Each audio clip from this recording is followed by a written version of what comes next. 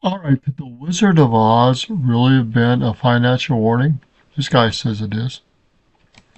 Hollywood changed the story. Dorothy's slippers weren't ruby, they were actually silver. Also, it wasn't just a yellow brick road, it was a golden path, and every step was a warning. And the Emerald City? A glittering illusion of wealth created by men from behind a curtain. L. Frank Baum wrote his story a long time ago at the peak of one of America's greatest monetary battles, back when the nation was torn between gold and silver, debt and freedom, the people and the powerful. This wasn't just a fairy tale, it was a mirror showing how deeply money, politics, and corruption intertwine, and how a nation built on freedom was slowly being shackled by debt. Over 100 years later, that warning feels prophetic. Inflation, dishonest money, and government overspending have become the tornado that's pulling us all into the land of Oz, a place of illusion where paper promises replace real value. And once again, the men behind the curtain are telling us not to worry and that everything's under control. But it's not. The system is slowly breaking. And unless we learn the lesson hidden in this century-old story, we may never find our way back home. The Oz you thought you knew. Most of us grew up with the 1939 film, The Wizard of Oz. The Technicolor magic, Judy Garland singing Somewhere Over the Rainbow, the red ruby slippers, the wicked witch, the flying monkeys, the great and powerful wizard. But long before Hollywood turned it into a musical, The Wonderful Wizard of Oz was a political parable disguised as a fantasy novel, published in 1900 by L. Frank Baum. Baum wasn't a politician, he wasn't a banker, he was a newspaper editor, a storyteller, living through one of the most turbulent economic times in American history. At the time, the US was still on the gold standard, a system where paper money was backed by physical gold held in reserve in vaults. But this led to deflation because the supply of money was limited by the amount of physical gold held in reserves. Prices fell, but debts didn't. That meant people had to work harder and earn less just to repay the same amount. Credit dried up, banks pulled back, and the result was devastating for working class Americans, especially farmers and small business owners. In response, a political movement called the Populists began demanding something radical: to free silver.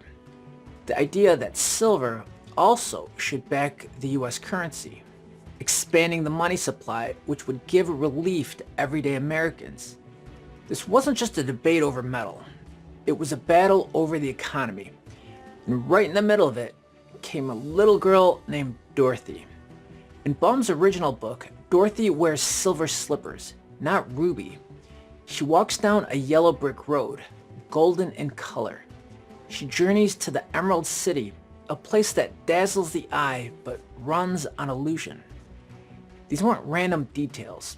They were metaphors, crafted for an audience living through economic crisis. It's a story about control, about illusions of prosperity, about a system designed to look magical on the surface while hiding the truth behind a curtain. Decoding the characters. In The Wonderful Wizard of Oz, the characters aren't just lovable sidekicks. They're symbols, and each one represents a key piece of the American economy in the late 1800s. Let's start with the Scarecrow. He's kind, loyal, but believes he doesn't have a brain. And yet, throughout the story, he's the one coming up with the smart ideas and clever plans. He represents the American farmer, crushed by debt, starved of credit, and manipulated into thinking they were too uneducated to understand the system that was bankrupting them. If you had to choose between flipping a house or They were the backbone of the country. They fed the nation, and they knew the system was rigged. But the financial elites, the wizards behind the curtain, made them feel powerless. Next, the Tin Man.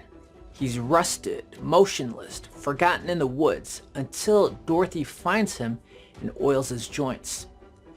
The Tin Man represented the American industrial worker, dehumanized by factory labor, turned into a machine, and when the economy crashed, they were discarded, left to rust, no work, no voice.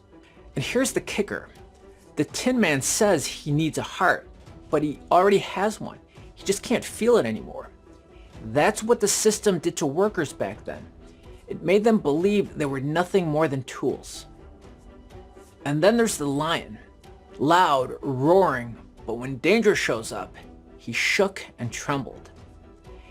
He's widely believed to represent William Jennings Bryan, a fiery populist and 3-time presidential candidate who led the charge for a silver-backed currency. Bryan was passionate, a skilled orator. His famous cross or gold speech electrified crowds.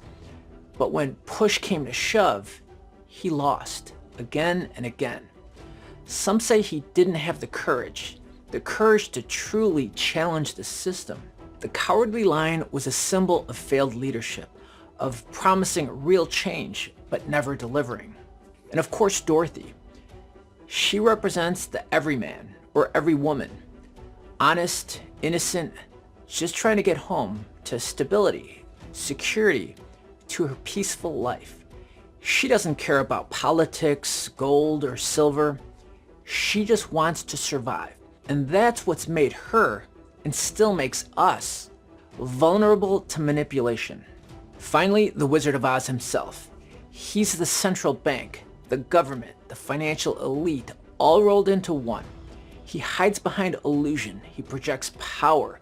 But when the curtain is pulled back, we discover that he's just a man. Not a wizard, a manipulator, using illusion to maintain control. And once Dorothy sees the truth, once she sees who's really in charge, everything changes. Now here's the part that should concern you. This book came out in 1900, and yet, doesn't it sound familiar today? Wow, this is interesting. Because we're still walking the Yellow Brick Road, still being told what's real and what's not, still being distracted by emerald cities and wizards, and still just trying to live our lives and get home to our families. The True Journey, Gold, Silver, and the Illusion of Money. The entire journey in The Wizard of Oz takes place along a golden, yellow brick road, and it leads to a dazzling city made of emeralds, a place everyone believes holds all the answers. But here's the twist.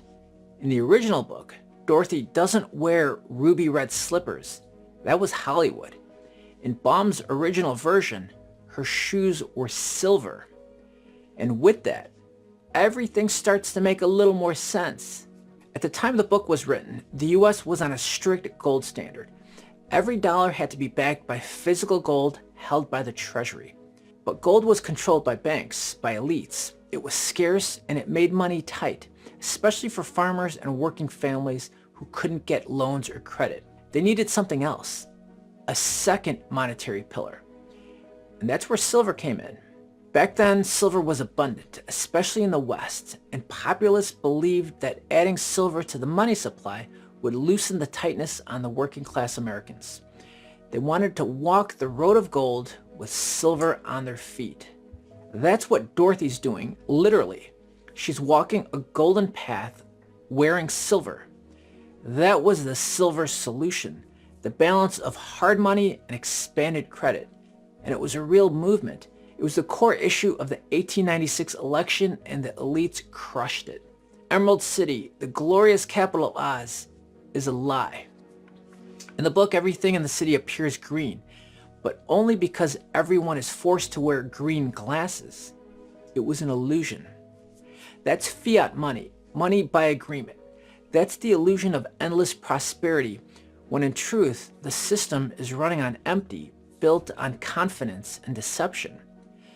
Just like today, where the dollar isn't backed by anything, where inflation erodes your savings, and where the value of your money depends entirely on whether or not people will still believe in it. Hey guys, I'm John Barklow. Part of this illusion? The wizard. He keeps the city running, keeps people distracted, uses fire, smoke, and fear to control the people of Oz. Sound familiar? He's the central banker, the policymaker, the man behind the curtain no one voted for. And when you finally see him for what he is, the illusion falls apart. You see, Baum didn't just write a fairy tale. He wrote a veiled warning. A warning about how easily we're controlled, how money can become magic, not because it works, but because we believe it does. Dorothy's journey isn't about finding power. It's about realizing she had it all along in her silver shoes. Think about it. The people already had the solution, but the system, the wizard, made sure they didn't use it. Then and now, how the message was buried and why it matters today. So why didn't we learn about any of this? Why didn't we learn that The Wizard of Oz might be the most brilliant financial allegory ever written? Simple. They didn't want us to know. So they rewrote the story and they buried the message.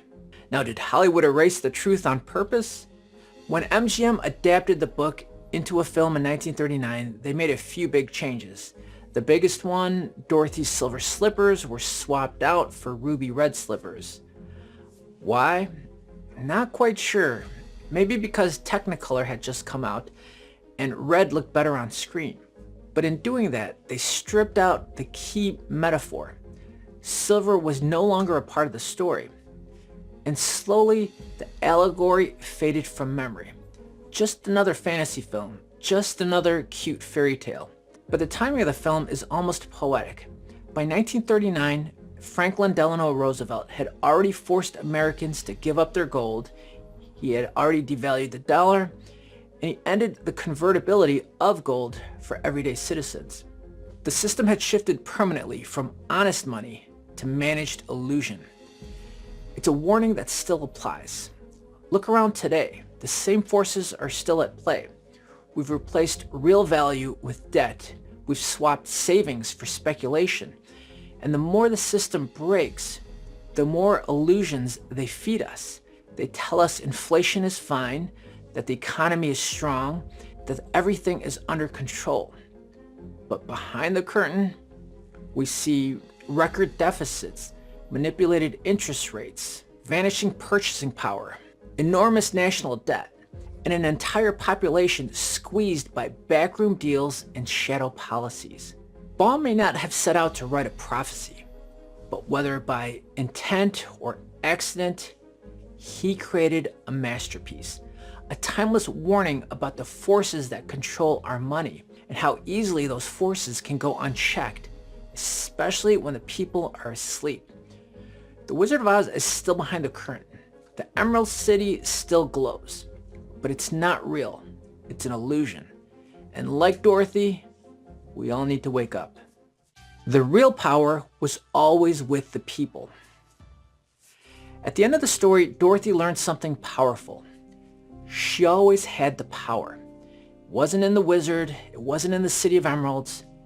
It wasn't in the illusion. It was already within her. The truth is, the system isn't fair. It isn't sustainable. And it isn't designed for you or I to win. But that doesn't mean you're helpless. Start thinking differently about money. Learn how inflation quietly robs you. Understand the difference between real assets and fake paper promises.